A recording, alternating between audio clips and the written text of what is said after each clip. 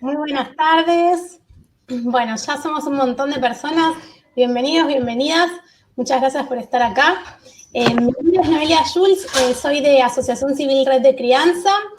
Hoy estamos convocando a un montón de profesionales súper interesantes que van a estar debatiendo un poco sobre un tema que es súper actual, que es nivel inicial y aislamiento y qué pasa con el cuerpo en la virtualidad, ¿no? En esto de las clases por Zoom.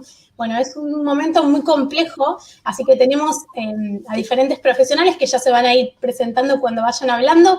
Va a empezar Ivana Rashkovan, psicóloga y también miembro de nuestra asociación, así que le voy a dar la palabra a Ivana para que comience y nos pueden ir dejando sus preguntas, si las pueden marcar con la Q de pregunta, con el símbolo rojo, mucho mejor, porque son más fáciles de identificar, y vamos a intentar, hacia el final, dar respuesta a la mayor parte de estas preguntas que se pueda, y bueno, también por supuesto pueden ir dejando aportes, comentarios y lo que consideren. Así que muchas gracias por estar ahí del otro lado. Bueno, hola, buenas tardes. Como presentó Noé, yo soy psicóloga y bueno, la idea de este encuentro de la red es poder pensar situaciones contemporáneas que estamos atravesando y nos parecía que cuando planeábamos este encuentro no podíamos dejar de lado este contexto que estamos atravesando. Así que la idea es pensar, bueno, un poco cuál es la función del cuerpo, qué pasa con el cuerpo en los niños y en las niñas, que en general siempre decimos que es un protagonista el cuerpo en todo lo que tiene que ver con los aprendizajes y con la construcción de los aprendizajes en la primera infancia. Perdón que me voy a estar moviendo todo el tiempo, pero como verán tengo a mi bebita en brazos, en el portabebé, y los que tienen bebés sabrán que cuando uno deja de moverse los bebés se despiertan, los que han tenido bebés, así que voy a estar así casi toda la charla. Bueno, yo creo que es una situación que nos interpela a todos, ya lo hemos hablado en otros webinars, que decíamos que es una situación inédita para todos en este planeta, básicamente, y los jardines y los espacios educativos no quedan por fuera del inédito de este contexto. Y hablamos de la virtualidad porque frente a al pedido de aislamiento, digamos, a la necesidad de aislamiento, el único modo de encontrarnos, básicamente, en general, es a través de lo virtual. Es como la herramienta que hemos encontrado actualmente para estar cerca cuando estamos lejos, pero creo que en la primera infancia toma un rol muy distinto al que tenemos, digamos, al que cumple la virtualidad en los adultos, y eso también nos lleva a pensar cómo dar respuesta a esta necesidad de encuentro que tenemos y que tienen nuestros hijos y nuestras hijas, porque extrañan sus experiencias, sus vínculos, pero si hay algo que me parece que toda esta situación nos está dando de enseñanza y que estamos viviendo como aprendizaje, es que la virtualidad no reemplaza completamente el contacto humano. Todos extrañamos abrazarnos y estar cerca y juntarnos y brindar, por más que compartamos algunas reuniones por Zoom, extrañamos el encuentro, la situación de encuentro real de carne y hueso, y nuestros hijos y nuestras hijas pequeñas también extrañan eso, con lo cual creo que algo que tengo ganas de decir, que tal vez es un exabrupto, pero que no tenemos que salir corriendo todos a hacer Zoom en el aislamiento o a ser vivos, ¿no? Porque es un gran fenómeno que se ha dado, y a veces hasta incluso como imposición, ¿no? Bueno, tenemos que hacer Zoom, o alguna otra plataforma, y a veces en nuestros hijos y en nuestras hijas se está viviendo también como una imposición, ¿no? Que tienen que responder a esto de la misma manera y sostener sus ámbitos educativos y sus ámbitos de socialización aún en este contexto. No digo que no tengan que hacerlo, no soy quién para decirlo tampoco, pero creo que es algo para revisar, para escuchar en los chicos y en las chicas y preguntarles qué es lo que quieren, qué es lo que los hace sentir bien. me parece fundamental, digamos, pensar, como decíamos, en relación al cuerpo, lo mismo, digamos, el cuerpo es protagonista y el jugar también es protagonista en la infancia. Entonces, creo que eso es lo que no tenemos que perder de vista. Hay muchos otros aprendizajes que se dan en el contexto del jardín habitual, digamos, del nivel inicial, que tal vez hoy van a pasar a un segundo plano, que tal vez no sean la prioridad, que incluso a lo mejor no son siempre la prioridad tampoco, ¿no? Siempre decimos que en el jardín se aprenden un montón de cosas, además de los contenidos que figuran en las currículas, y creo que este momento, más todavía, es un momento para dejar, no sé si completamente de lado, pero creo que se puede introducir desde el juego, que está bueno introducir esos contenidos desde el juego, pero que no sé si son en este momento la prioridad, ¿no? De llegar a fin de año con todos los contenidos o con toda la currícula que estaba pensada, porque si no, el año que viene, digo, me parece que es un momento para acompañar, para sostener tanto a las familias como a los niños, a las niñas. Es un momento muy movilizante, digamos, que a todos como seres humanos nos atraviesa, nos angustia, nos da miedo, a los adultos y a los chicos también, sobre todo si tienen, por supuesto, la información, que creo que es fundamental también poner en palabras por qué estamos guardados, por qué nos estamos cuidando, por qué no vamos a la casa de nuestros amigos, por qué no vamos a visitar a nuestro vecino. Y en ese contexto aparecen un montón de emociones, estamos recibiendo muchas consultas en la Asociación de Familias de cómo acompañar a sus hijos y a sus hijas en este momento, porque hay muchos desbordes, mucho más de lo habitual. Si en la primera infancia los desbordes son esperables y son saludables, más aún en este contexto. Estamos recibiendo también muchas consultas de papás que ven situaciones que a veces llamamos de mal llamadas regresiones, de hábitos o de pautas que habían adquirido, de pautas madurativas que habían adquirido y que están retrocediendo, que están volviendo para atrás. Digo que son mal llamadas regresiones porque sabemos que el crecimiento no es lineal, ¿no? No es siempre para adelante, no es siempre progresivo, sino que es un movimiento pendular, así como te estoy haciendo yo en este momento. Y a veces vamos un poco damos pasitos para adelante y a veces damos pasitos para atrás. Y en este momento es esperable que algunas de esas pautas que se habían adquirido, que se habían construido, aprendizajes, retrocedan un poquito, que volvamos, que busquemos refugio en las figuras de apego, es decir, que nuestros hijos y nuestras hijas estén más demandantes de lo habitual, que si toman teta pidan más teta, que si ya se despertaban a la noche se despierten más de noche, que si habían dejado de hacerse pis o caca vuelvan a hacerse otra vez pis y caca. Son todos comportamientos esperables. No quita que esto como madres y como padres nos pueda angustiar, que querramos hacer una consulta, que busquemos espacios de apoyo. Creo que es un momento fundamental para volver a armar redes de sostén distintas, porque las redes habituales no están hoy. Los abuelos y las abuelas ya no pueden, a veces, bueno, depende desde dónde nos estén mirando. Hay ciudades que tienen una cuarentena más flexible. Acá en Buenos Aires estamos en una cuarentena estricta, cada vez más nuevamente. Con lo cual, creo que hay que buscar y construir nuevos espacios de redes, de sostén, y creo que la escuela puede ser el jardín, en general la escuela, pero bueno, estamos hablando de nivel inicial, hoy puede ser un gran pilar para las familias en ese sentido. Creo que estamos construyendo mensajes juntos, las familias y la escuela, el jardín. Me parece que es importante ver cómo los chicos y las chicas responden a estas nuevas herramientas que estamos construyendo, pero que como decíamos es inédito, y nadie tiene las respuestas, nadie tiene, digamos, yo hoy, mientras pensaba qué decir, decía, tengo más preguntas que respuestas para compartir con la gente, ¿no? Con los profesionales y con las familias. Creo que hay que escuchar a las familias.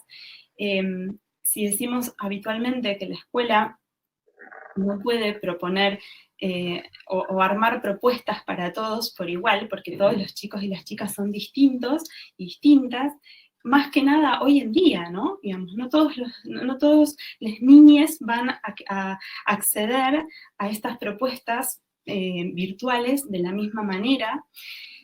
Si cuando un chico o una chica empieza el jardín, hablamos de un proceso de adaptación, me parece que hoy también tenemos que hablar de procesos de adaptación nuevamente, porque son ámbitos distintos. La virtualidad, de alguna manera, nos interpela las categorías que tenemos nosotros, los adultos y las adultas, que tenemos ya constituidos supuestamente, las categorías de presencia y ausencia, las categorías temporales. Creo que la virtualidad es otro tipo de categorías, digamos. Se puede estar presente o no presente de otra manera a través de lo virtual, pero hay algo del contacto que se pierde, del agarrar, de la experiencia sensorial que no está en lo virtual.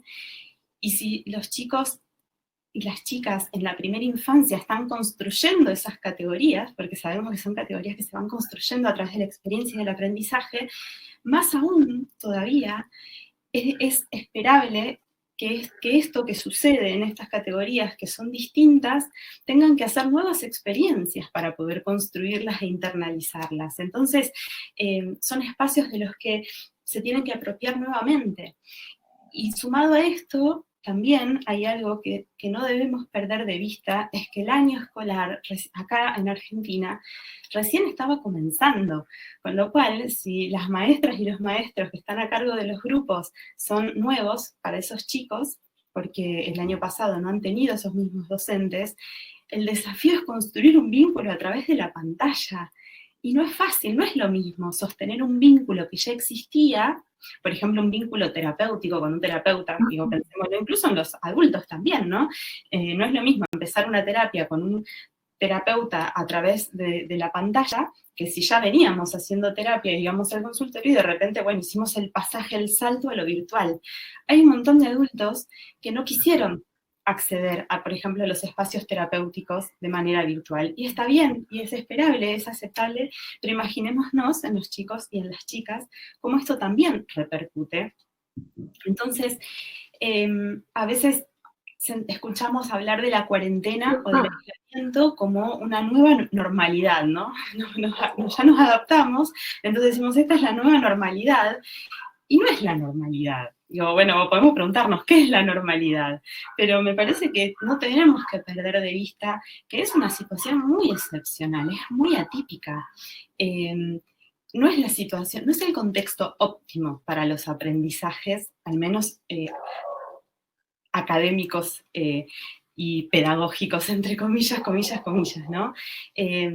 Creo que la experiencia del cuerpo hoy se da en la casa, ¿no? Digamos, lo sensorial, lo que tiene que ver con los sentidos, o con la mayoría de los sentidos, se da dentro del hogar.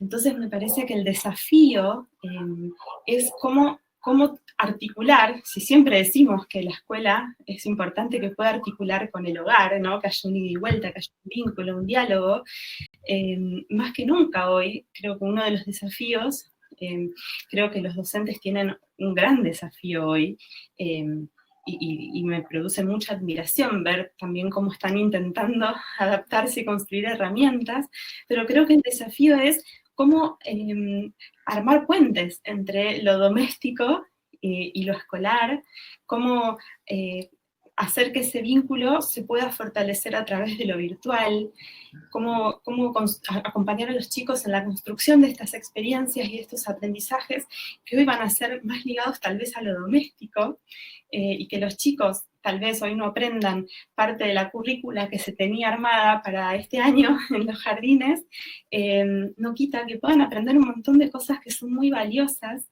que seguramente habrá que tener en cuenta y seguir el interés de los niños y de las niñas, digo, qué cosas les interesa, y como decíamos antes, y siguiendo a Tonucci, que es un gran maestro para nosotros, que hay que seguir la motivación, el talento natural de cada niño y dar lugar a lo singular. Es muy difícil, sobre todo cuando hablamos de primera infancia, pero digo, en lo escolar en general, homogeneizar y que todos tengan que aprender lo mismo y de la misma manera. Entonces, más aún en este contexto, me parece que el gran desafío también es cómo dar lugar a esos talentos, a esos intereses, cómo hacer lugar a lo emocional, digamos. Creo que nos sacude lo emocional en este momento, a los chicos y a las chicas los ha conmovido en el sentido de que no era algo esperable, no es algo que hemos podido anticipar y prepararlos, como siempre hablamos de lo importante de la anticipación y de nombrar y de ayudar a procesar. Es como que estamos procesando todos juntos, nosotros los adultos y también los chicos. Entonces, a veces las familias nos quedamos sin herramientas, ¿no? En esto de ayudarlos a procesar. Y cuando los chicos nos dicen, no, estoy cansado de la cuarentena, nosotros le decimos, yo también estoy cansada de la cuarentena, yo también extraño a mis amigas o extraño a los abuelos, ¿no? Digo, esto de poner palabras y de poner el cuerpo. Parece que el gran desafío también para las familias, para las madres y los padres que estamos en esta cuarentena, es todo lo que nos demanda de cuerpo, de sostener, de las tareas en la casa, de cuidar a nuestros hijos y a nuestras hijas, de acompañar los aprendizajes que en muchas familias también es vivido, como decía antes, como una imposición o como una exigencia. Creo que no es momento para tantas exigencias, me parece que es momento para cultivar vínculos, para hacer lugar a los afectos, a las emociones. Siempre decimos que no hay emociones buenas y emociones malas, decimos que hay emociones en general y que hay que transitarlas, con lo cual, digamos, digo, desde mi lugar como psicóloga, me parece que es un momento para cuidar, para cuidarnos, para cuidarlos, cuidarles, y sobre todo creo que hay que pensar, como decía antes, en esto de lo exigido que estamos las familias, las madres y los padres. Hoy leía, ¿no?, en un posteo tuyo que decía, no doy más, ¿no? Que cuántas veces necesitamos poder decir, oh, no puedo más. Y esto lo escuchamos mucho hoy en las familias, ¿no? Hablas con una amiga o un amigo y le dices, ¿cómo estás? Y te dice, no puedo más. Porque estamos cansados, porque, como decíamos, no es la situación óptima. Los agentes de subjetivación, más allá de las mamás y los papás, que en general suelen ser las figuras de apego principales, en la primera infancia, sobre todo en el ámbito educativo, lo que aparecen son nuevas figuras de apego subsidiarias y nuevos agentes de subjetivación. Y hoy esos agentes de subjetivación no están, o están de otra manera, no es que no están, perdón, me corrijo, están de otra manera, pero es verdad que desde lo virtual, en los niños y en las niñas, es difícil de poder construir y sostener esos vínculos. No siempre resulta fácil. Y hay muchos chicos y muchas chicas que en el intento de reemplazar algo a través de lo virtual se frustran. Bueno, a los adultos también nos pasa, pero que a veces en una videollamada o en un Zoom terminan más, uno dice, bueno, para que vea a sus amigos y a sus amigas, o para que vea a sus maestros y a sus maestras, y a veces terminan más angustiados porque hay algo que no pueden reemplazar, que es de lo insustituible en lo virtual. Y eso es una pérdida, y eso también tenemos que poder nombrarlo, ¿no? No es que todo se puede reemplazar. Así que yo creo que es eso, un momento para revisar, para pensar, para construir nuevas experiencias, para transitar experiencias, también para equivocarnos, para decir, bueno, probemos por acá esta herramienta virtual, bueno, no funcionó, o funcionó con este chico, pero no con esta chica. Entonces tenemos el desafío de pensar cómo acompañar a cada niño en ese momento que está transitando. Muchas veces es difícil, yo sé que es difícil hacer lugar a lo singular cuando hay en un aula o en una salita 30 niños y 30 niñas. Entonces, bueno, creo que hoy con más razón los docentes están en sus casas también con sus exigencias domésticas y sus exigencias como mamás y papás. Entonces, disponer del tiempo además para dar una clase o para hacer una actividad con sus alumnos y sus alumnas en el jardín, bueno, es una situación muy especial, sumado a lo económico, que no es algo menor en este momento, digamos, en un momento donde muchas familias no están percibiendo ingresos, donde si no salen a trabajar no tienen para comer, para vivir básicamente. Los jardines privados están pasando un momento inédito en la historia, digamos, porque hay muchas familias que no pueden pagar la cuota.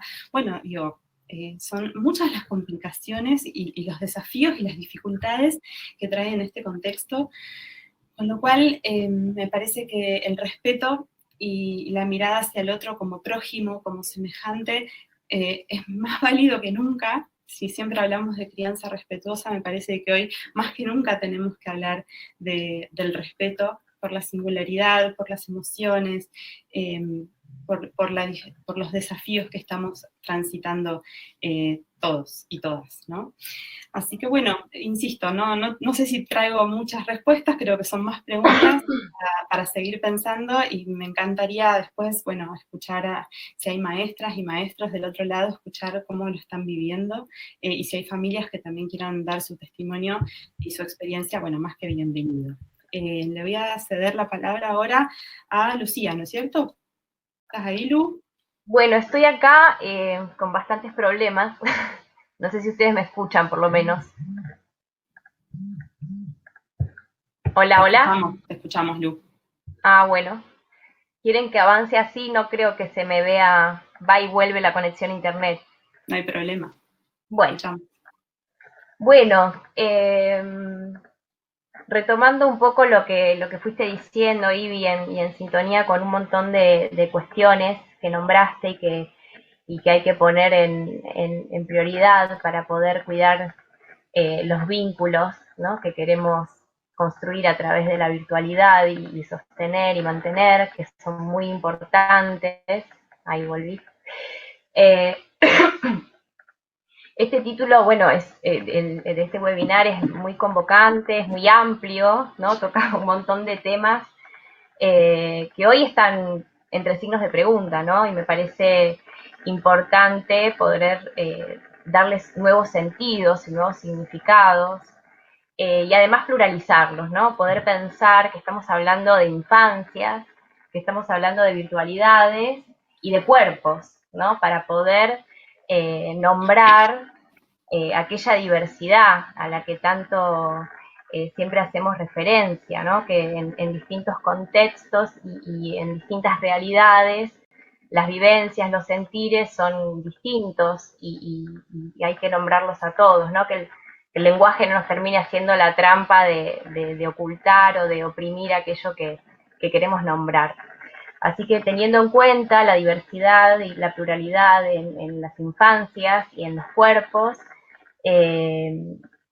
me gustaría de ese modo, ¿no? Como me gusta pensar así las infancias, poder darle nuevo sentido a este tema de la virtualidad, que antes de esta pandemia tenía un significado muy en oposición a lo real y a lo presencial, ¿no? O sea, uno hacía un curso, lo podías hacer de manera presencial o de manera virtual, entonces aparecían como opuestos. Y en este contexto, la virtualidad viene a darnos un poco de presencia, a darnos un poco de realidad del otro, ¿no? Para poder vivenciar también la realidad de los demás, para poder mostrarla.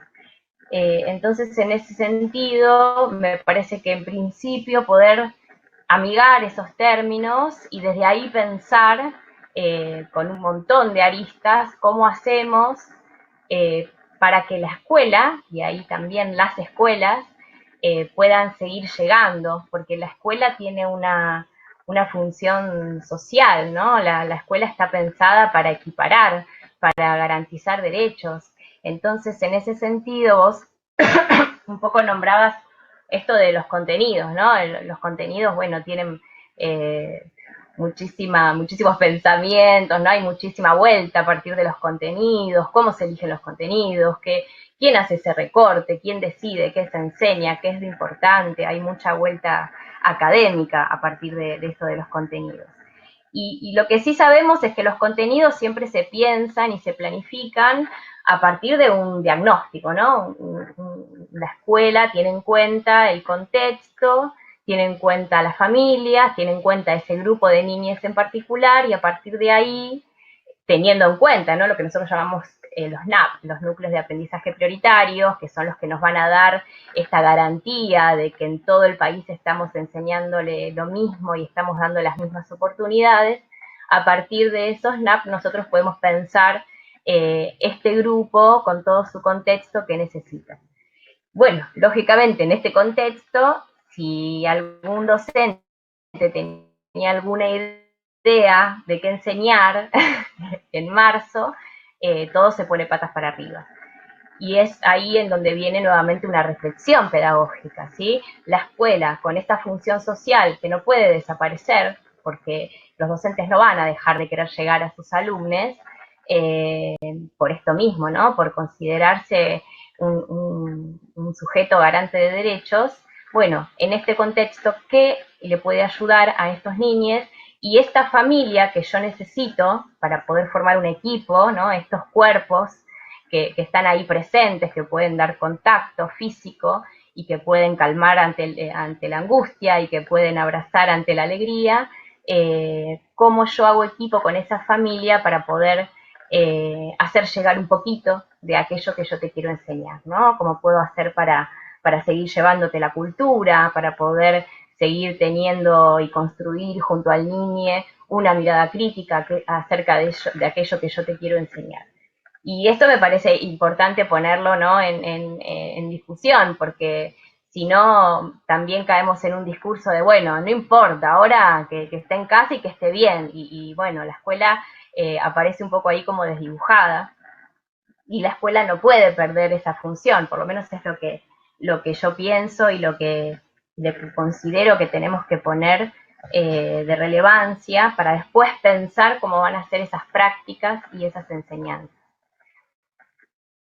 Cuando hablamos entonces de virtualidad como algo que no favorece el desarrollo del aprendizaje antes de esta pandemia, bueno, estábamos hablando de una situación muy especial, ¿no? De niños que aparecen conectados a una pantalla frente a estímulos que van a toda velocidad, que disgregan al cuerpo, que lo debilitan, ¿no? Porque lo dejan como absorbido ante una cantidad de estímulos que no puede procesar, ¿no? Y que no facilitan ni hacen que el niño se sienta incorporado, ¿no? Hay como una alienación de esos contenidos que el dispositivo transmite.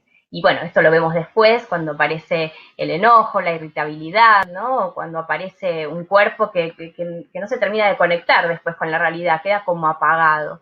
Y esto sí, digo, que es grave y que tenemos que seguir poniendo en alarma, y que no solo como escuela tenemos que pensarlo, ¿no? Porque en realidad la escuela no está 2 horas en la pantalla, sobre todo a nivel inicial. Puede ser que en alguna primaria se estén dando algunas situaciones bastante complejas, ¿no? Y que no me parecen para nada acordes al contexto. Pero en el nivel inicial, en general, no, las situaciones, por lo menos con colegas y desde la escuela en la que trabajo, la exposición a las pantallas no supone lo que suponen los dibujitos o los videojuegos que generan todo lo que ya sabemos en las niñez, como la adicción y esta disgregación del cuerpo. Entonces, la propuesta sería que la virtualidad para la escuela pueda ser como un rescate, ¿no? Hacia esas infancias, pensando en las infancias con unos números alarmantes de maltrato y de abuso, en donde una gran cantidad de esos maltratadores y abusadores están en las casas, ¿no? Entonces, esa propuesta que llega a través de la virtualidad, pensándola como el rescate y pensándole como la presencia de la escuela en esas casas, me parece que es un tema que no podemos dejar de tener como primordial, ¿no? Si estamos hablando entonces del bienestar, bueno, hay un montón de niñes que están en sus casas y no están bien.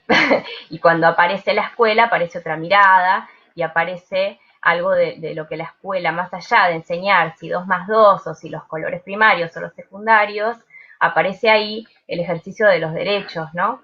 Y de enseñarte a que podés tomar tus decisiones y a que tu cuerpo tiene una autonomía y que podés decidir las sensaciones que te parecen placenteras y las sensaciones que te disgustan, y cuando algo te disgusta podés decirlo y nadie tiene el derecho a pasar sobre esa decisión, ¿no? Son temas fuertes, pero son temas que aparecen y que nos preocupa mucho como educadores. yo me considero la escuela. Me pongo así, la pongo en primera persona porque además de que eso me responsabiliza y me posiciona como un sujeto que tiene que garantizar derechos, me identifica con un colectivo, ¿no? Con un colectivo de gente que está resistiendo a dejar de enseñar, que está resistiendo a parecer como ausente en estos contextos.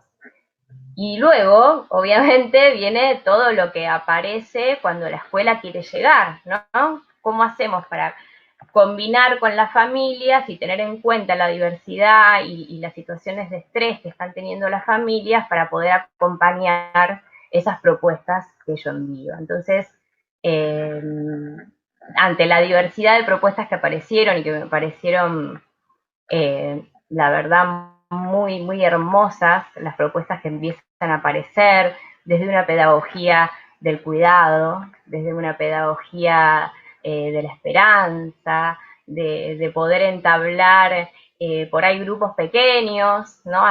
Algunos años empezaron a hacer grupos pequeños de 3 o de 4 chicos, para que se sigan encontrando con lo diverso, para que sigan encontrando que hay otros lenguajes, que hay otras culturas, ¿no? Que esto no se pierda, y siempre que el niño quiera, ¿no? O sea, obligar a un niño a estar ante una pantalla me parece terrible y creo que nadie debería poder pasar por eso, como cuando vos decís, Ivy, o sea, hay adultos que dijimos, no quiero estar en esta pantalla, no me hace bien. Bueno, les niños lo mismo. Me parece que la escuela tiene que tomar eso como premisa, no tratar ahí, ¿no? Como la virtualidad como una posibilidad. Yo sigo tratando de enseñarte, yo sigo tratando de estar presente, pero respeto la situación que están viviendo. Y si la familia puede acompañar y hacer equipo con muchísima empatía, con muchísima paciencia de ambos lados, yo creo que se pueden generar cosas, digo, muy, muy copadas y que sigan garantizando esos derechos. Me parece que va como por ahí, pensar las propuestas pedagógicas, me parece que parte de estas premisas, ¿no? Bueno, yo te sigo enseñando, veremos qué aprendizaje se puede dar con eso y cómo lo vamos a hacer, ¿no? Pensándolo desde las diferencias y desde la posibilidad que tiene cada familia también para acompañar eso. Se me secó la boca ya. Lu, no sé si te presentaste al principio. ¿Querés contar a qué te dedicas, tu profesión, como para que puedan poner en contexto? ¿Se me escuchó? Se te escuchó bien, sí.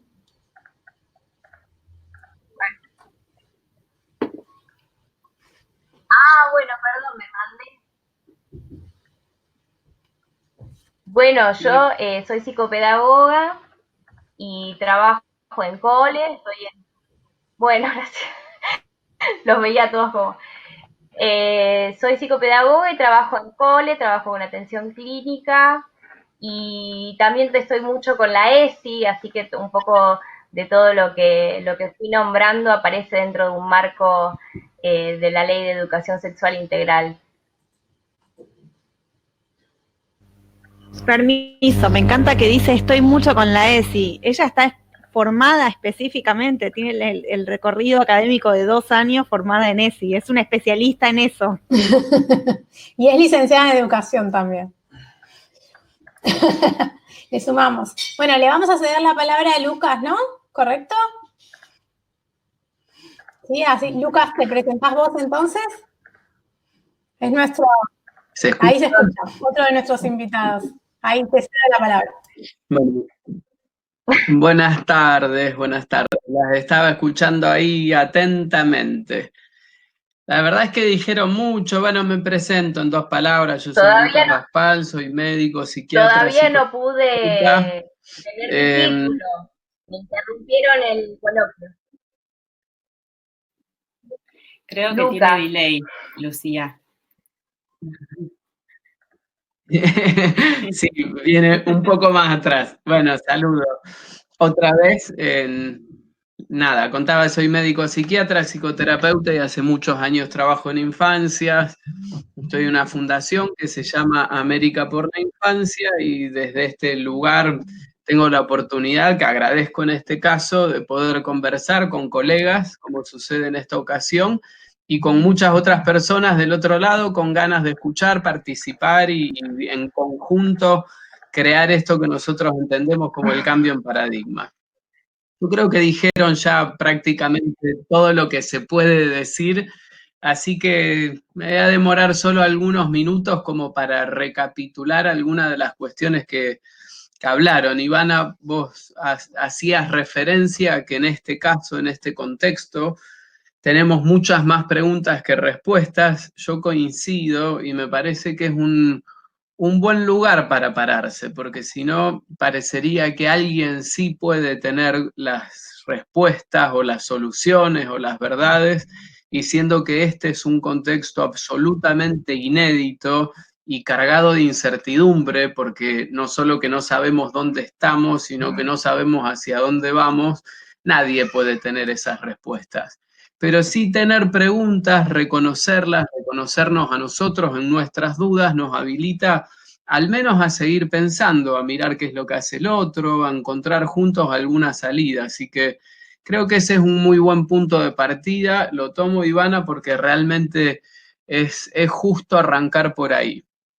Hicieron referencia a las dos también y yo coincido que una de las dificultades más grandes hoy en jardines, en escuelas, por el momento del año en el que nos tocó a nosotros recibir este virus, es que siendo que cruzábamos marzo, ya no me acuerdo bien, pero creo que era la primera, la segunda semana de marzo, cuando se decreta acá el inicio del aislamiento preventivo, no se había llegado siquiera a armar el curso en muchos casos, y en casi todos los casos no se había llegado a armar ese, al menos, indicio de vínculo, ese principio en el cual una persona empieza a conocerse con otro. Ni siquiera digo a consolidar el vínculo, porque por supuesto que eso, salvo para aquellos niños y niñas que venían con docentes con quienes ya tenían todo un recorrido previo, fue absolutamente imposible. Este medio, como el que estamos usando nosotros ahora, sea un Zoom, un Meet o lo que fuere, o una videollamada, puede permitir sostener vínculos con las dificultades que tenga, pero mucho más difícilmente a construirlos, porque para eso necesitamos esa instancia física en la que nos vamos conociendo, y sobre todo con niños y niñas, ¿no? Porque hay necesidad de cuerpo, hay necesidad de mirada, pero esa mirada franca, esa mirada que verdaderamente entra en los ojos del otro y no el cuadradito chiquitito que se puede ver en una clase o en un encuentro con 20, 25 chicos y chicas. Así que construir un vínculo por este medio se me hace como muy ambicioso y en algunos casos poco realista. No digo que no pueda suceder, llevaría otro tiempo y nos tendría que demandar algo que creo necesario: poner el foco en todo caso en la construcción del vínculo y no en los contenidos, porque si nos demoramos en los contenidos porque el año avanza y porque queremos ir más o menos deprisa para que no se nos escapen todos los contenidos planteados supuestamente para un año lectivo, entonces se nos va a ir la posibilidad de construir el vínculo. No da el tiempo por esta vía para hacer las dos cosas a la par. Esa es mi impresión. Yo creo que si hay algo que priorizar es y siempre va a ser el vínculo, las emociones, cómo convocar la motivación, que es tan difícil por esta vía, porque niños y niñas no enganchan con esto o lo hacen solo un rato. Hay un estudio que hizo la Sociedad Argentina de Pediatría muy interesante, cómo al principio de esta cuarentena había como una suerte de ilusión de contactarse por esta vía, y en general todos enganchaban un poco, y con el paso del tiempo fue cayendo ese interés, fue cayendo la fuerza de la vía esta web como herramienta. Gracias. Me vienen a sacar el vaso. Y así de a poquito el interés se fue yendo para abajo al punto de que hoy muchos niños, muchas niñas, lo pueden saber, madres y padres, como toca quizás acá en casa, van queriendo mantenerse al margen, no tienen en el interés, así que habrá que ver cómo recuperar el interés, cómo recuperar que algo acá fluya y que sea distinto de lo que viene siendo después ya de 100 días que llevamos de cuarentena. Hacía referencia, Iván, a esto de usar a los padres por ahí para el apoyo, ¿no?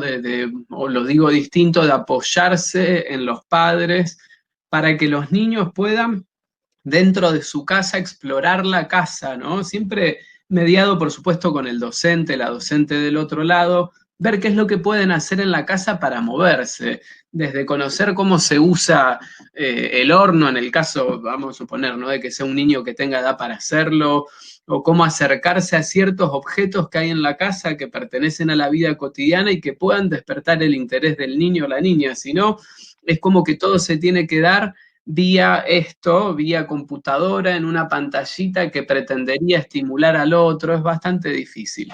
Así que yo en esto me gustaría más pensarlo al estilo de lo que plantea Tonucci, ¿no? Ver cómo podemos hacer que la escuela sea la casa. Y en esto quizás mediado por aquel que domina las herramientas pedagógicas, como puede ser, como debe ser un docente. Corrernos un poco de los contenidos, corrernos un poco de lo más fino o específico que tiene quizás la escuela o el nivel inicial y meternos más en lo emocional, meternos en cómo cada uno la está pasando, meternos en lo vincular, porque eso es lo que nosotros debiéramos apuntar siempre, o al menos yo lo pienso así, como prioridad. Tenemos que reconocer que hay cosas que se pierden por esta vía y punto, porque no hacerlo parecería simular de que todo puede ser igual por una pantalla, y la verdad es que no, el cuerpo queda bastante perdido. Como decía Lucía, en la medida en que estemos todo el día con la pantalla, al cuerpo le faltan cosas. A mí en este momento me gustaría poder moverme de otra manera, pero tengo que estar acá. Entonces el cuerpo se va cargando, se va tensionando, al cuerpo le falta mucho. Esta metodología ciertamente no es la mejor, no es la elegible, cuanto mucho es la única que tenemos y quizás podamos decir qué suerte que al menos tenemos esto, porque si no, no tendríamos nada. Bueno, miren, hablando de pequeños, se los presento ya que estamos. Este es Fermín. Saluda. Ahí está. Chau, picho. Bueno, insisto y retomo. Yo creo que es mucho lo que se pierde por esto. Me parece prudente mencionarlo, pero no sin dejar de reconocer que al menos esto nos da la posibilidad de seguir estando en contacto, porque si no, no lo podríamos estar haciendo. Este tipo de pandemia hace 20 años atrás, no sé cómo se hubiese llevado adelante. Reconocer que los docentes, las docentes están haciendo esfuerzos inmensos para llevar adelante las cosas. Para mí es valiosísimo el esfuerzo que están haciendo, porque ellos saben, lo dicen, lo sienten, de que esta no es la vía, pero es la que tienen, y quizás por esta vía al menos puedan recuperar algo de lo que se perdería si muchos niños y niñas no van a la escuela. Porque acá, y este es el último punto que a mí me gustaría abordar, tocar o generar alguna pregunta, no todos tienen en casa un papá o una mamá que se pueda sentar al lado del niño o de la niña a hacer una actividad, a presentarse como apoyo para que se construyan determinadas experiencias. Ni hablar en la primaria, no todos tienen un papá o una mamá que directamente sepa escribir o que tenga el tiempo para hacerlo o que tenga los modos para acercarse.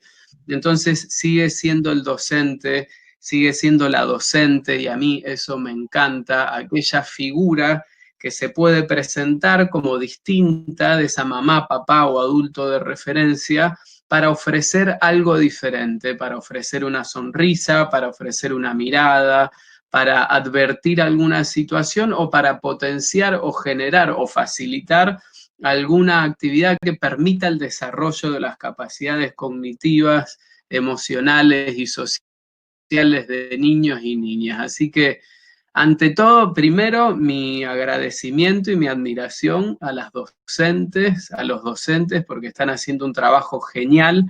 Y sí también advertir que por esta vía hay muchas cosas que se pierden y que nosotros podríamos intentar llevar en la casa o dejar como una tarea en la casa lo que nosotros no estamos pudiendo hacer acá, lo que nosotros no estamos pudiendo hacer por esta vía. Asegurarnos de que haya alguien que esté mirando a ese niño, tocando a ese niño, jugando con el cuerpo, con ese niño, con esa niña, para que este tránsito que lleva ya 100 días no se transforme en algo muy doloroso, extremadamente difícil para niños y niñas, como en algunos casos lo viene siendo. Así que solo decir eso, creo que ustedes ya habían dicho todo. Bueno, nos queda el aporte de María Fernanda Irumé, que ahora se va a presentar y nos va a hablar un poquito, y después voy a leer las preguntas que estuvo viendo y los comentarios, que hay cosas muy interesantes. Bueno, soy María Fernanda Iroumé, soy terapista ocupacional, consultora de porteo ergonómico y estimuladora temprana. Ya dijeron todo, solamente voy a acompañar con algunas palabras con respecto a lo que es el desarrollo de los niños y las niñas que van al jardín, que están en el nivel inicial. Me parece que es sumamente importante, y complementando con lo que dijeron los tres, que el tacto es un sentido que precede a todo el resto de los sentidos. Es el primero que se desarrolla en la panza y es el primero que usamos para comunicarnos. Nuestro primer contacto con el mundo organizado viene a través del tacto. Precede al resto de los sentidos, y a su vez toda la experiencia sensorial, que por supuesto es presencial y es corpórea, precede a las habilidades motoras más complejas que van a venir después. Por lo tanto, el primer tiempo de la vida es sentir y moverse. Y sentir y moverse son dos cosas que frente a la pantalla se obturan. No moverse y no tocar es lo más parecido a la muerte que hay. Esto ya en un webinar lo dijimos. Es lo más parecido a la no vida, por decirlo de alguna forma. Y pretender o promover o creer que un niño pequeño o una niña pequeña pueden transitar su nivel inicial de esa forma es mínimamente absurdo. Por lo tanto, creo que ni padres, ni docentes, ni el Estado que regula la educación, ni nadie lo pretende ni lo va a pretender nunca. De todos modos, de a ratos creo que nos aparecen a todos. Yo soy, aparte de ser profesional, soy mamá. Primero soy mamá, y a veces mis expectativas con respecto a la educación de mi hijo más pequeño están totalmente desajustadas a la realidad. Otras veces creo que se desajusta la de la docente, otras veces la del colectivo de papás, digamos, es todo tan nuevo. Hablábamos de anticipación. Para poder anticiparnos o poder anticiparle algo a nuestros hijos, primero lo tenemos que conocer nosotros. Digamos, hay cuestiones cognitivas que tienen que estar dadas. Yo tengo que tener el conocimiento completo de algo. Y la realidad es que en muchos casos nosotros no podemos anticipar porque tampoco conocemos qué es lo que va a venir después. Es una incertidumbre que excede a los niños y a las niñas, y que nos tiene también en este estado de incertidumbre a los adultos. Hoy justo tuvimos Zoom con el jardín de mi hijo más chiquito, que tiene discapacidad. Nosotros le compramos una trepadora a mi hijo, que está acá, porque él tiene mucha necesidad de movimiento, como todos los niños y las niñas de entre 2, 4, 5. Cumplía años y nos miramos con mi marido y dijimos, bueno, ¿qué le regalamos? Una trepadora, que nos cambió la vida completamente. Y el Zoom, ya este es el segundo Zoom de su jardín, tienen una sola vez a la semana un ratito.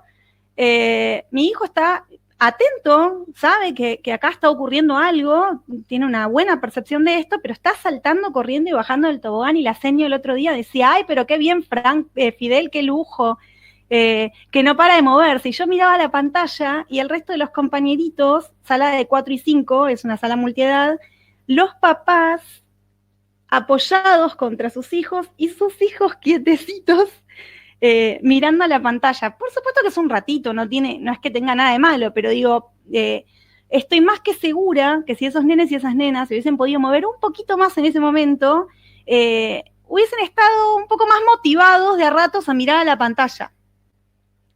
Es un desafío enorme, yo creo que también nos sentimos presionados. Yo estaba mirando en los costados lo que van escribiendo los docentes, y los docentes también se sienten, y las docentes en general, hay más mujeres que hombres, también se sienten presionados a lo que está pasando del otro lado de la pantalla. De a ratos parece como ¿vieron esas animaciones infantiles exageradas? O sea, de a ratos es como que, y después baja. Creo que a todos nos pasa. Me pasan en las sesiones cuando tengo sesiones en el momento con un paciente, en general no, la mayoría las hago con los papás, que uno es como que se empieza a exacerbar porque recién decía Lucas, yo me querría mover mucho más, entonces me empiezo a acelerar y empiezo a subir el tono de voz, empiezo a descargar por otro lado, y de golpe soy adulta, puedo regular, bajo y vuelvo a ubicarme en esto de la virtualidad. Pero realmente es un desafío constante. No tengo una respuesta para esto, solo vengo a plantear este panorama en el cual para mí es como lo que decía Ivana del desarrollo. Bueno, así estoy yo con respecto a mi rol como mamá en la educación de mis hijos, en mi rol como profesional frente a las teleterapias, y en mí como persona, en mi espacio terapéutico y en mi día a día. ¿Cuántos Zoom hacer por día? ¿Cuántos ver? ¿Qué cursos virtuales ponerme a hacer? Si tomo una cerveza con mis amigas en forma virtual o si freno y me siento a mirarme a la cara con quienes vivo.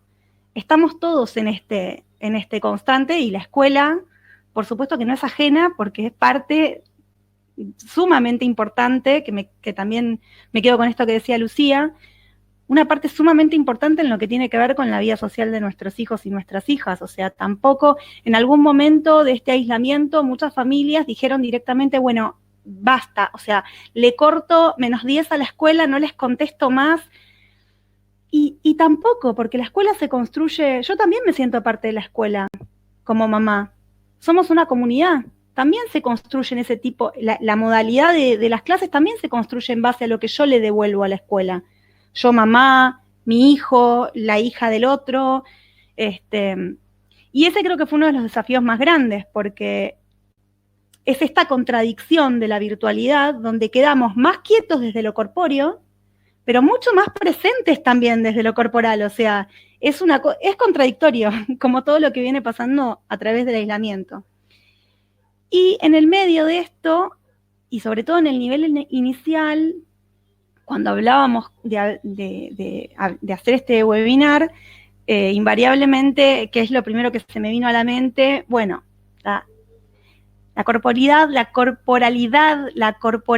de los niños y las niñas con discapacidad ya en la modalidad presencial es un desafío, en la virtual es un doble desafío, que también requirió para todos los que trabajamos en esta área, tanto las escuelas como los profesionales y los papás, acá otra vez aparezco en los dos lugares al mismo tiempo, un desafío enorme que nos obligó a la interdisciplina sí o sí para no fracasar.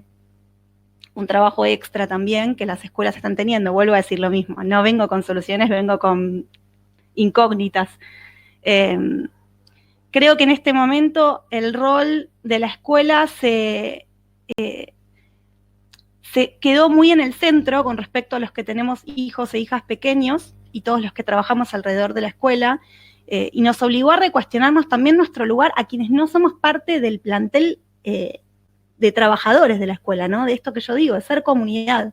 Nos plantea el desafío total, bueno, tenemos que ser comunidad todos. La escuela, lo que ocurra con la escuela es responsabilidad de todos aquellos que formamos parte de la comunidad. Creo que igual algunas soluciones fueron saliendo. Lucía hablaba de construir puentes, que me pareció sumamente importante. Lucas hablaba de hacerse preguntas. Iván hablaba de dejar de querer tener certezas, y esa es un poco la solución. Mucha humildad, mucho trabajo interdisciplinario, un poco de autocompasión, que también es algo que aparece en todos los webinarios hasta ahora, siempre, y ese es mi pequeño aporte para este espacio. Bueno, súper interesante todo lo que fueron planteando. Surgieron un montón de acotaciones, preguntas. Voy a tratar de poder mencionar la mayoría, porque son muchas. Bueno, Mónica decía también que en relación a lo que estaba hablando Ivana sobre los retrocesos y las manifestaciones que aparecían en el aislamiento, decía que también aparecen más enojos, ¿no? Eso lo hablamos en otro webinar donde específicamente nos dedicamos al tema de las emociones y lo encuentran en el YouTube de la asociación. Soledad nos decía, ¿qué pasa con la teleterapia en primera infancia? ¿Es aplicable la visión que plantean? Yo voy a contestar desde mi ámbito profesional. En el momento en que se planteó el aislamiento, lo primero que hice es empezar a hacer un rastreo bibliográfico sobre lo que se llama telehealth o telesalud en castellano. Hay muy poco en castellano. Y descubrí que esto es toda una modalidad que ya existe en un montón de países del mundo, con investigaciones, evidencia científica, diferentes ramas de cada una de las disciplinas dedicadas a investigar sobre esto. Hay evidencia científica de que tiene buenos resultados, lo cual no quiere decir, no es garantía de que en todos los espacios terapéuticos esto ocurra, pero me pareció muy interesante el planteo de Lucas, y es, si no hay un vínculo anterior, presencial, si no nos vimos en persona, si no vimos cómo nos movemos, cómo nos acoplamos, creo que es muy difícil, es un desafío muy grande. Este es mi pequeño aporte desde mi disciplina. Yo quería retomar esto de los enojos, porque me parece que justamente es parte de todo esto que estamos hablando, ¿no? De cómo a veces la función del docente es regular un enojo, por ejemplo, y cómo calmamos un enojo en un niño, en una niña, a través de la pantalla. ¿A cuántos de nosotros como padres nos habrá pasado, y a los docentes y los docentes les habrá pasado también en estas experiencias que estamos teniendo a través de Zoom, que un chico o una chica se enoja o se frustra? Me pasó como mamá que hubo una situación en un Zoom donde mi hijo se angustió y se fue de la pantalla, porque no esperaba que su maestra, tal vez en un contexto donde está en el jardín, quien cumple ese rol de regular a mi hijo es su maestra. Primero porque yo no estoy, o porque su papá no está, pero además porque en general suele ser la función de la maestra o del maestro. Pero en ese momento, cuando mi hijo se angustió y se frustró, se quiso ir, porque obviamente no quería ponerse a llorar delante de sus compañeros, y tampoco esperaba consuelo de parte de su maestra a través de la pantalla, la función mía en ese momento fue acompañarlo y ayudarlo a que se regule. Con lo cual me quedé pensando mucho en esto que creo que lo mencionamos todos, de hacer equipo. Digamos, si siempre decimos de la importancia del vínculo entre la escuela y el hogar, y esto, ¿no? De que haya una continuidad, creo que si hay algo que coincidimos es en esto, en poder hacer equipo, en incluir a la familia en estos encuentros, digamos, porque es como que la escuela se mete un poquitito de la escuela, un poquitito del jardín, se mete dentro de la casa, ¿no? Pero el cuerpo, la sensorialidad se da en la experiencia que se da en el hogar. Entonces, creo que un poco respondiendo también desde lo que preguntaba sobre la teleterapia o la videoconsulta, creo que una de las cuestiones, como dijo Fer recién, es, y como lo mencionó Lucas, pero también, digamos, es la anterioridad del vínculo.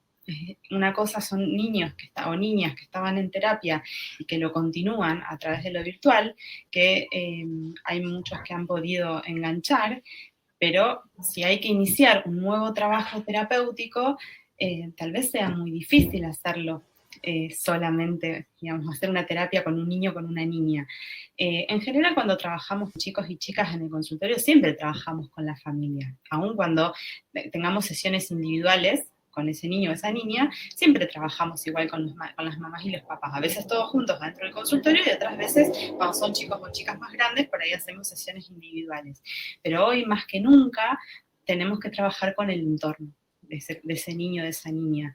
Entonces, podemos incluirlo o incluirla en la sesión, pero sepamos que no podemos dejar por fuera a los integrantes de esa familia que están al cuidado de ese niño o esa niña. Entonces, creo que sí es posible, de hecho estamos trabajando, estamos recibiendo consultas. Bueno, yo no estoy trabajando ahora porque estoy de licencia, pero estoy acompañando a muchos colegas que están trabajando y los escucho, y realmente me parece que el gran desafío es eso, cómo armar equipo, sea equipo educativo o equipo terapéutico, con la familia, el lugar donde ese niño o esa niña experiencia su día a día.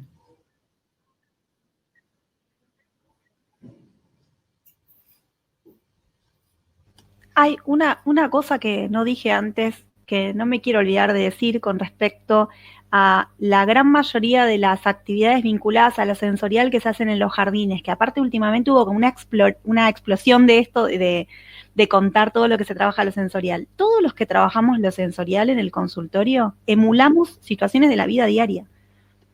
O sea, trabajamos en un espacio controlado. En el caso mío, que es desde lo terapéutico, se trabaja desde un espacio controlado para ir graduando los estímulos, bla, bla, bla. Y en el jardín de exploración, arena, porotos, tuppers, poner agua dentro de un lugar, mojar un trapo y ver qué pasa, escurrirlo, poner pintura, todas esas experiencias y toda esa exploración realmente se puede seguir haciendo desde el hogar. No es, digamos, no es que está vedado lo que tiene que ver con las actividades que se hacían exploratorias. No me quería olvidar de decir eso, detalle. Bueno, tenemos un montón de comentarios. Voy a leer algunos que fueron apareciendo anteriormente. Laura dice, soy docente de nivel inicial. Esta situación me angustia mucho, más que nada porque me exigen la continuidad pedagógica desde los contenidos, no dejando lugar para sostener el vínculo ni expresar las emociones. Y Natalia, un poco decía algo parecido. Sí. No, ahí me escuchás. Sí. Perdón, pero acaba de venir mi compañera Belén, mi mujer, estamos ya en pareja hace muchos años con nuestros 3 chicos acá en casa y ella tiene que salir y yo me tengo que ir a ocupar de ellos como corresponde, así que pido 1000 disculpas porque tengo que salir, no los puedo dejar ahí dando vueltas, son muy chiquititos, ya vieron que uno tiene 1 año y medio, así que me voy a abocar a esa tarea. Bueno. Quería primero saludarlas, bueno, Lucía y Fer no las conocía, Ivana y no, estoy esperando el libro, sé que, porque me lo dijo Ali, que estaba ahí en viaje, así que solo deseo tenerlo en mis manos pronto, les agradezco mucho, la verdad tengo muchas ganas de leerlo, todas las que están ahí y los que están del otro lado escribiendo, seguramente ya han tenido acceso, yo lo estoy esperando, así que les mando un beso muy grande, un muy buen fin de semana, a todos y a todas las que están de aquí al lado, y nada, a cuidarnos. Gracias, perdón, bueno, gracias por tu tiempo. Muchas gracias, Lucas, por sumarte. Chau. Un abrazo. Bueno, sigo con el comentario de Natalia, que decía algo en línea. Dice, ¿alguien quería aportar algo? No, vamos. Como todas las instituciones, esta situación deja ver las carencias, los huecos, lo que falta. Como docente fue abrumador, como a todos descolocó, y sobre todo la exigencia del sistema, ¿no? Aparece mucho en los comentarios de las docentes, una exigencia de la institución o de las autoridades a seguir ciertas formalidades que me parece que van en detrimento de todo esto que estamos charlando hoy. No sé si Lucía por ahí quiere aportar algo respecto de esto. Perdí tu imagen, pero estás por ahí, ¿no?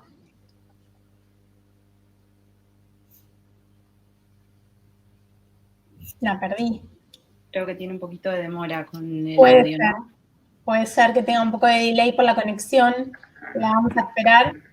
A ver. Se le desconectó.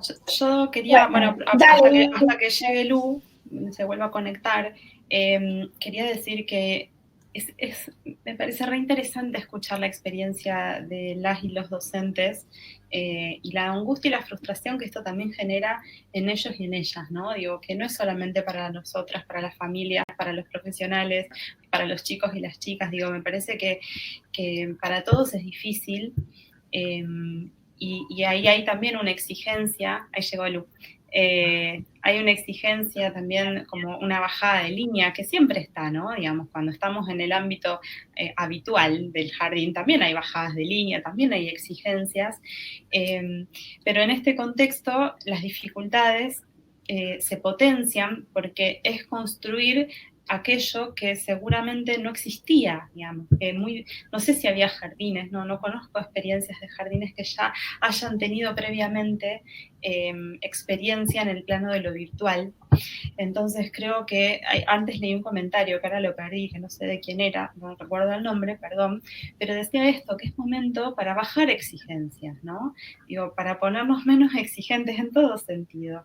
Y simplemente creo que es un momento para atravesar para atravesar como para las instituciones educativas y también para las familias, para los chicos y las chicas, digamos. Es un momento para transitar y cada uno lo hará a su manera.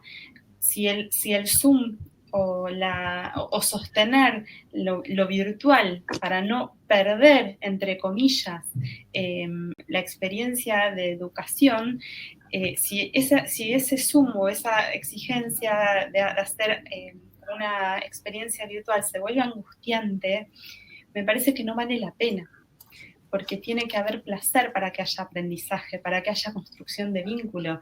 Y si hay angustia, si hay frustración, difícilmente puede haber placer. Entonces me parece que no es desde ahí desde donde se puede acompañar a un niño o una niña en el nivel inicial. Creo que es, como decía Lucas, también a través del desafío de poder generar alguna motivación, alguna conquista, de conquistar algo en ese chico o en esa chica que está del otro lado para ver si tiene ganas de sumarse. Pero si la bajada de línea de la docente es imposible de cumplir, digamos, de la que recibe él o la docente es imposible de cumplir, y a su vez ese chico o esa chica que está del otro lado le dicen que se tiene que quedar quieto o quieta para poder hacer el Zoom, y no hay placer por ninguna parte, o sea, ¿qué lugar para el placer queda? Entonces, coincido en que es momento, como decía Lucas, para intentar hacer algo en relación a los vínculos, para intentar hacer algo en relación a las emociones. Si hay algo de eso que se puede dar, ya es un montonazo. Creo que es un poco poner el foco ahí,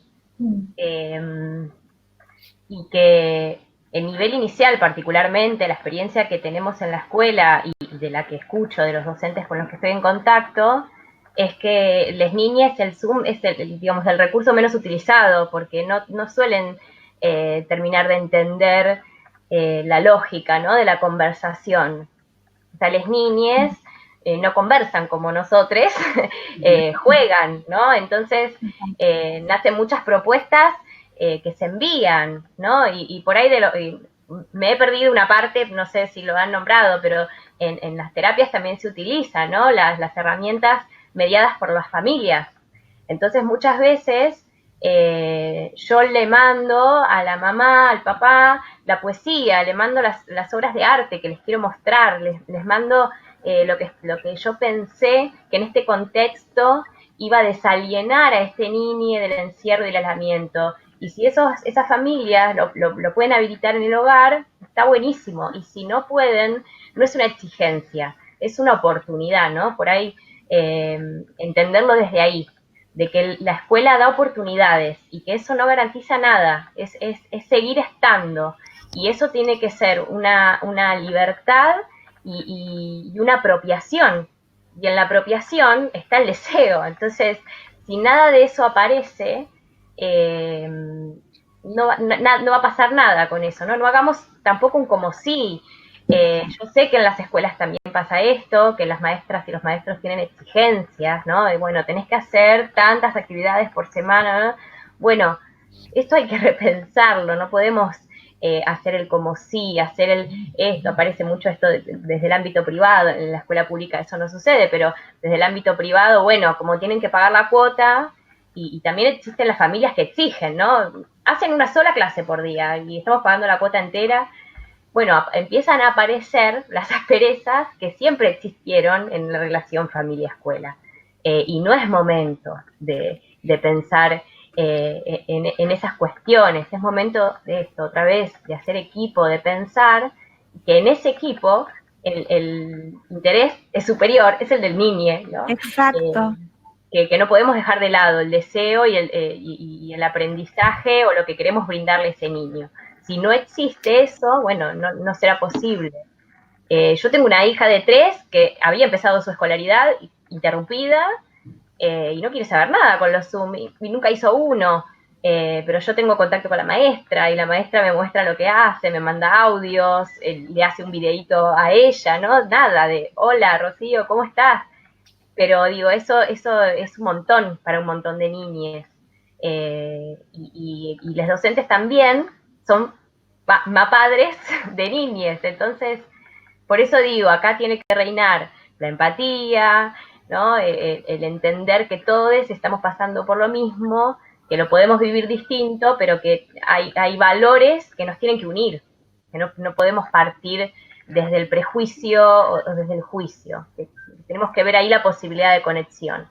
Y depende de la edad, también poder entender que el nivel inicial es una necesidad de la sociedad adultocéntrica en la que vivimos, ¿no?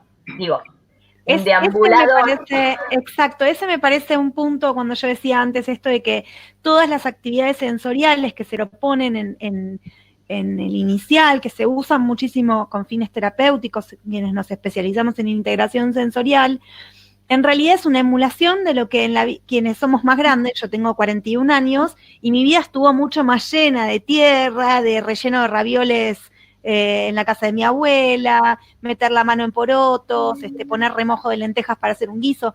Esas cosas, había arena en las plazas de Capital Federal también, esas cosas ocurrían y acompañaban todas estas habilidades motoras que preceden, porque antes dije antecede, quise decir antecede y dije precede, a todo el desarrollo motor. Y la necesidad del jardín surgió de que los papás trabajamos 9 horas, pero además pasa otra cosa, la despersonalización de quienes cumplen estos roles en la vida de nuestros hijos. A mí me pasó el otro día que mi marido le preguntó al psicólogo del apoyo para padres, ¿y vos cómo estás? ¿Con tu hija cómo están? Y yo lo miré como con pavor, tipo, ¿cómo le vas a preguntar eso? Y el psicólogo le contestó, y acá estoy, como puedo, es difícil, mi hija bien, a veces se pasa de campo, como me descolocó, y dije, estuvo re bien lo que hizo mi marido, es humanizar a la persona que tenés enfrente, que aparte en este momento es sumamente necesario que nos humanicemos todos, porque nos ayuda a ajustar las expectativas en el otro. Si nosotros vemos al docente como una máquina de generar propuestas pedagógicas, o si vemos al docente como un ser humano que se prende durante el Zoom y se apaga cuando se termina el Zoom, difícilmente podamos ajustar lo que esperamos de esta persona en este momento de aislamiento, digamos. Me parece sumamente importante. Bueno, había un montón de comentarios y estamos casi sobre la hora, así que voy a hacer un poco un resumen. Bueno, hablan mucho de las diferencias también entre escuelas privadas, escuelas públicas, escuelas de ciudades y por ahí más pequeñas y más grandes. Sonia nos decía que ella es docente de sala de 2 y que lo más difícil es el tema del vínculo, justamente, que ya lo hablamos, y que en este caso la familia es mediadora, ¿no? Para poder hacer ese nexo entre la escuela y la casa. Mónica decía que lo mismo, que depende mucho de la colaboración de las familias en los jardines maternales. Cecilia también es docente de sala de 2 en una escuela privada y dice que ha habido muchas bajas por razones económicas, pero que en este caso sí funcionó bien el hacer equipo con las familias y que hubo involucramiento. Ivana es docente de Ciudad de Buenos Aires, dice que en el jardín donde ella trabaja hicieron un solo Zoom y por el momento se suspendió, funcionó bastante bien, pero no hay, digamos, no hay intención de hacer encuentros virtuales, o sea, miren qué diferencia entre una escuela y otra. Natalia remarcaba que la importancia de la época del año también, ¿no? Que no se llegó a crear el vínculo, porque apenas estaban comenzando las clases, que eso es algo que lo hablamos también en el webinar anterior. Brenda decía que la continuidad pedagógica debe seguir, pero por lo menos mi mirada está puesta en que lo hagan sin la necesidad del deber, como lo plantea Tonucci. Camila es de provincia de Buenos Aires y trabaja como maestra de apoyo. Dice que también su práctica en la cuarentena se basa en regular un poco el vínculo entre la familia y la institución. Y el equipo. Sí, totalmente. Bueno, había un montón de comentarios. Analía dice que es mamá de una nena de 4 y que la experiencia de la virtualidad pudo observar distintas cosas. Al principio la transmisión era desorganizada en cuanto a contenidos. Bueno, eso también pasó mucho, ¿no? Que se largaron a usar una herramienta que quizás nunca se había utilizado y en algunos casos fue un poco improvisado y bueno, con algunas cosas por ajustar, porque es difícil, más cuando a veces hace un Zoom con muchos, al mismo tiempo con muchas niñas, o sea, por ahí son 15, son 20 conectados, es muy complejo ese tema. Bueno, teníamos un montón de comentarios. Verónica Müller decía, la virtualidad se plantea particularmente difícil en el caso de niños y niñas con diagnóstico de TEA. Sí, esto es lo que yo dije antes, es muy difícil si no se trabaja interdisciplinariamente, pero yo diría que es un paso más a la interdisciplina como la conocemos en general. Acá hace falta que nos formemos todos, que escuchemos mucho a los papás cuáles son las necesidades reales, que escuchemos a mí me pasó que la docente de mi hijo me dijo que no podían agregar actividades para mi hijo en el Padlet porque les desorganizaba el Padlet a nivel visual, pero que cualquier cosa me las mandaba. Sé que lo hizo con la mejor de las intenciones, pero eso es un poco lo que termina pasando. La discapacidad no debe ser una excepción. El 15% de la población tiene discapacidad. O sea, hay una persona con discapacidad en el mundo, listo, tiene que estar adaptado para. Pero para esto los docentes necesitan del apoyo de los equipos. O sea, necesitamos trabajar invariablemente todos juntos. Se hace muy difícil, pero no es imposible. En nuestra experiencia familiar no es imposible. Mi hijo disfruta muchísimo de poder ver la actividad de la reunión virtual y de hecho hoy creyó que era presencial y me trajo la zapatilla en la mochila y se quería ir al jardín. No hay que no hay que menospreciar la situación de los niños y las niñas con discapacidad en este momento y con respecto a la escuela, que muchas veces es un ambiente normalizador, inclusivo, un espacio donde ser sin terapias, porque la realidad es que los espacios terapéuticos suelen tener un nivel de exigencia mucho más alto que la exploración escolar.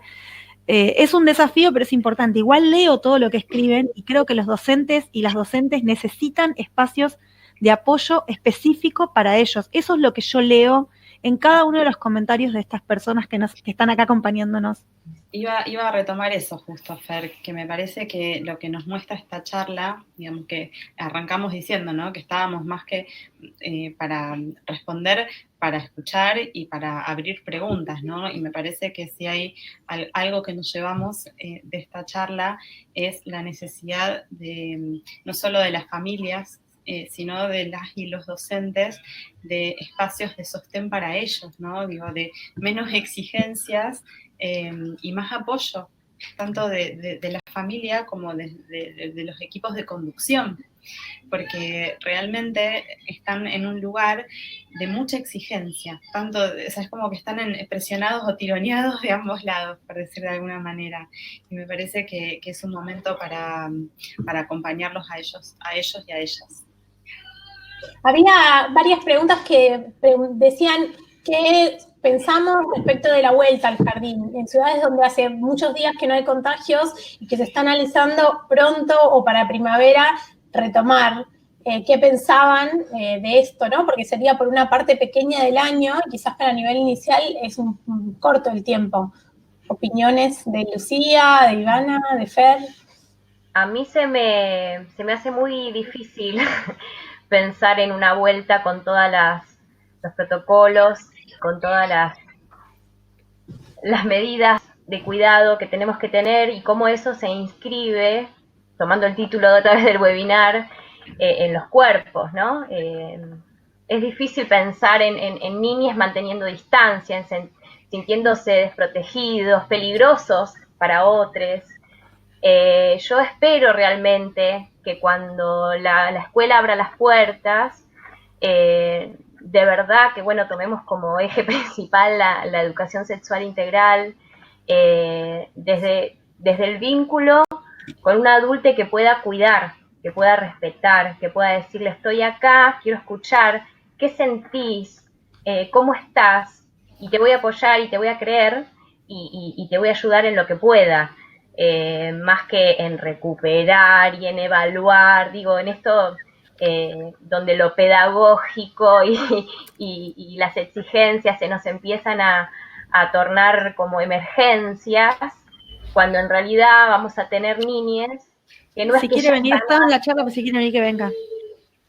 Que ya están aptos para ingresar a la escuela, sino que tenemos que pensarlos como niños que salen de una situación en donde sintieron mucha angustia, en donde no pudieron jugar como querían, en donde estuvieron encerrados, en donde fueron de verdad el último eslabón de una cadena de olvidados, porque en realidad la infancia estuvo muy olvidada en todas estas medidas en la pandemia. Entonces, si la escuela tiene que recibir a niñes que han vivido traumas, que sea a partir de una pedagogía, como dije antes, del cuidado y del cariño y de tener a alguien ahí que pueda recibirlos, darle lugar al juego libre. No sé, pienso en escenas en donde las puertas se pueden abrir y cerrar, en donde pueda yo entrar y salir cuanto quiera, en la libertad de movimiento, que esta oportunidad de todo lo que no nos gustó ver a través de las pantallas, que no lo hagamos como hacíamos y lo hacíamos. Yo sé que hay docentes que no, pero en general el cuerpo en la escuela también es un cuerpo que está ahí como obedeciendo y silenciándose, ¿no? Que empecemos a pensar en la importancia que tiene esto para la infancia y tomarlo como una oportunidad para resignificar ese espacio que los tiene que alojar nuevamente. Me encanta esto que decís, Lu, va muy de la mano con un comentario que yo dejé como para hacer un cierre, porque me parecía que justamente iba por ahí.